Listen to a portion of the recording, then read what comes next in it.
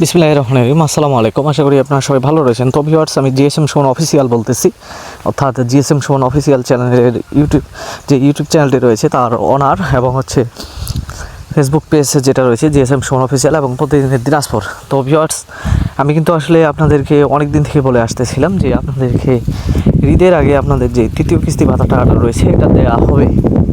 তো এই কথাটা কিন্তু আসলে আপনারা কেউ বিশ্বাস করতেছিলেন না যে আসলে ভাতার টাকা দেওয়া হবে, কারণ আপনারা জানেন যে আমি আসলে একজন জাস্ট গণমাধ্যম কর্মী। আমি কিন্তু আসলে কোনো সরকারি কর্মকর্তা নই, আমি জাস্ট মনে করেন যে একজন গণমাধ্যম কর্মী। এর আগে আপনাদেরকে পরিচয় দিয়েছিলাম যে আমি আসলে একজন সাংবাদিক। তো সেই হিসেবে আমি কিন্তু আসলে কাজ করে থাকি। তো তারই পরিপ্রেক্ষিতে আসলে বিভিন্ন নিউজ পেপার এবং হচ্ছে বিভিন্ন মন্ত্রণালয়ের যে সকল নোটিশগুলো আসে, তো তখন ওইগুলো যখন আলোচনা হয়, তো এই বিষয়গুলো আমি কিন্তু আসলে জানতে পারি। আমি কিন্তু আসলে সব বিষয় নিয়ে আমার যেই পেজ আছে এবং ইউটিউব চ্যানেল আছে, আমি কিন্তু এগুলোতে আসলে নিউজ করে থাকি না। আমি জাস্ট একটা বিষয় নিয়ে নিউজ করি, সেটা হচ্ছে যে সামাজিক নিরাপত্তা কর্মসূচির যে সকল আসলে ভাতাগুলো রয়েছে, যেরকম হচ্ছে আপনাদের বয়স্ক ভাতা, বিধবা ভাতা, প্রতিবন্ধী ভাতা, তো এগুলো নিয়ে আসলে কাজ করে থাকি। তো ভিউয়ার্স, আসলে এই কাজগুলো করতে গিয়ে আমাকে যে এতটা অপমান অপদস্থ হতে হবে, আমি কিন্তু এটা কিন্তু আসলে কখনো ধারণা করতে পারিনি। ভিউয়ার্স, আমি আসলে আপনাদেরকে আজকে জরুরি কিছু কথা বলতে এসেছি। আর আপনারা আমার যে থাম্বনেলটা দেখেছেন যে আসলে তৃতীয় কিস্তি ভাতার টাকা তো দেওয়া শেষ, এখন কিন্তু আসলে ঈদের পরে চতুর্থ কিস্তি যেটা রয়েছে সেটা নিয়ে কার্যক্রম শুরু হবে। তো ভিউয়ার্স, মোট কথা হলো যে আপনারা আসলে, আমি জানি না যে কেন আপনারা এরকমভাবে কথাবার্তা বলেন, যে আসলে একটুর জন্য আপনারা মনে করেন যে হতাশ হয়ে যান, নিরাশ হয়ে যান। আসলে আমাদের বাঙালিদের মেইন প্রবলেম হচ্ছে যে কোনো একটা বিষয়কে, সামান্য বিষয়টাকে একটা বড় ধরনের বিষয়ে রূপান্তর করা। যেরকম মনে করেন যে বর্তমানে বাংলাদেশে একটা সমস্যা চলতেছে, সেটা হচ্ছে যে পেট্রোল, অকটেন এবং হচ্ছে ডিজেল। অর্থাৎ মানে মোট কথা হচ্ছে যে আমি 10 দিনের পেট্রোল, অকটেন এবং ডিজেল কিনে নিয়ে আমি কিন্তু সারা জীবন চলতে পারবো, এরকম একটা মনোভাব চলে এসেছে বাঙালিদের মধ্যে, যেটা অন্য কোনো দেশে দেখা যাচ্ছে না, শুধু একমাত্র বাংলাদেশে দেখা যায়। তো এরকম মনে করেন যে আসলে ভাতার টাকা এগুলো কিন্তু আসলে মনে করেন যে হচ্ছে যে সব দেশেই কিন্তু চালু রয়েছে সামাজিক নিরাপত্তা কর্মসূচি। তো সব দেশে কিন্তু সামাজিক নিরাপত্তা কর্মসূচি বেষ্টনীর ভিতরে অনেকেই টাকা পেয়ে থাকে।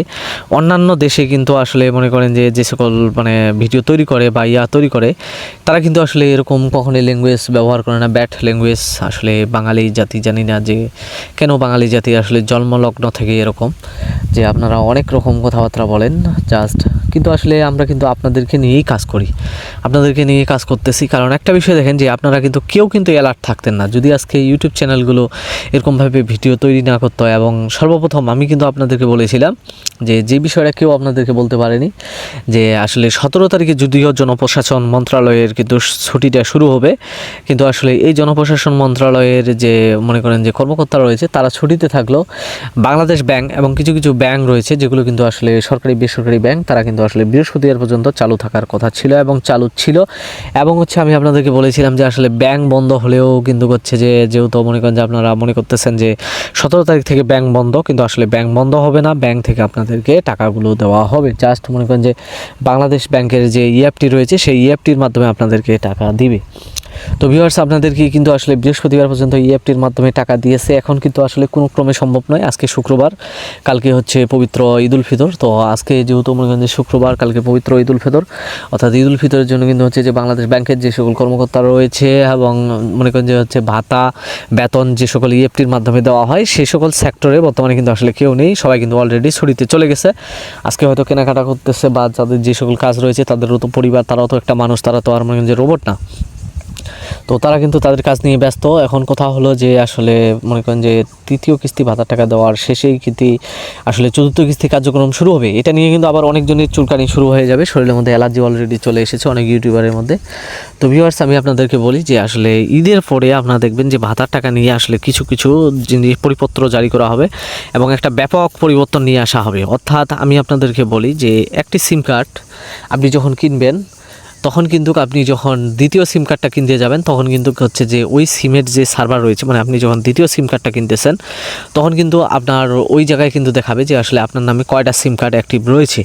তো সেরকম ভিউয়ার্স, যে একজন ভাতাভোগী আসলে মনে করেন যে হচ্ছে একটা এনআইডি কার্ডের মাধ্যমে কয়টি সুবিধা বা কয়টি সার্ভিস পেয়ে থাকে, এটি কিন্তু আসলে হচ্ছে যে আপনাদের ঈদের পরে এই সকল কাজগুলো কিন্তু শুরু হবে। অর্থাৎ এখন থেকে আপনি কিন্তু একটি এনআইডি কার্ড দিয়েই মনে করেন যে হচ্ছে আপনার গর্ভবতী ভাতা, একটি এনআইডি কার্ড দিয়েই হচ্ছে আপনার মনে করেন যে হচ্ছে বয়স্ক ভাতা, বিধবা ভাতা, একটি এনআইডি কার্ড দিয়ে হচ্ছে আপনার ভিজিডির চাল, একটি এনআইডি কার্ড দিয়ে হচ্ছে আপনার ভিজিএফের চাল, একটি এনআইডি কার্ড দিয়ে হচ্ছে আপনার মনে করেন যে সরকারের অন্যান্য সামাজিক নিরাপত্তা কর্মসূচির সুবিধা, এবং একটি এনআইডি কার্ড দিয়ে আপনি কিন্তু ফ্যামিলি কার্ড নিতে পারবেন না। অর্থাৎ মোট কথা একটা এনআইডি কার্ড দিয়ে আপনি কয়টা সুবিধা নিচ্ছেন, এখন থেকে আপনি যে সকল ভাতাগুলো আবেদন করতে যাবেন সেখানে অটোমেটিক কিন্তু ডিটেক্ট হবে। আর এই সিস্টেমটা আশা করি চালু হবে ঈদের পরেই, এবং ঈদের পরে কিন্তু আসলে ভাতার টাকার যে আপনারা যে পান এখানে আরও একটা ব্যাপক পরিবর্তন হবে, যে আসলে লাইভ ভেরিফিকেশন শুরু হবে, অনেক কিছু কাজ রয়েছে। এখন আপনারা যারা মনে করেন যে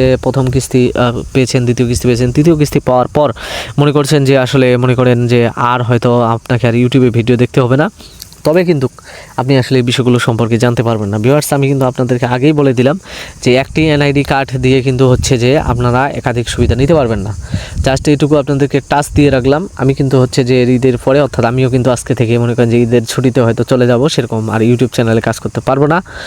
তো আশা করি যে আবার হয়তো 23 তারিখ থেকে আমি অ্যাক্টিভ হব। তো 23 তারিখ থেকে যখন অ্যাক্টিভ হব তখন কিন্তু এই বিষয়গুলো নিয়ে প্রতিনিয়ত আপনাদের সাথে আলোচনা হবে, যে আসলে একটি এনআইডি কার্ডের বিপরীতে কয়টি মনে করেন যাচ্ছে সামাজিক নিরাপত্তার সুযোগ সুবিধা পাওয়া যায়, আর একটি এনআইডি কার্ডের বিপরীতে আপনি বর্তমান যে সরকার রয়েছে বিএনপি সরকার, এই বিএনপি সরকারের আমলে কয়টি সুযোগ সুবিধা গ্রহণ করতে পারবেন। তবে ভিউয়ার্স, আপনারা যারা আমাকে গালি দিয়েছেন আপনারা নিজে লজ্জিত, নিজেরাই নিজেদের ভুল বুঝতে পেরেছেন। আর যারা বুঝতে পারবে না তারা আসলে মানুষ না, তাদের ভিতরে মানুষত্ববোধ বলতে কোনো কিছু নেই। তো ভিউয়ার্স, ভালো থাকবেন, সুস্থ থাকবেন, ধন্যবাদ।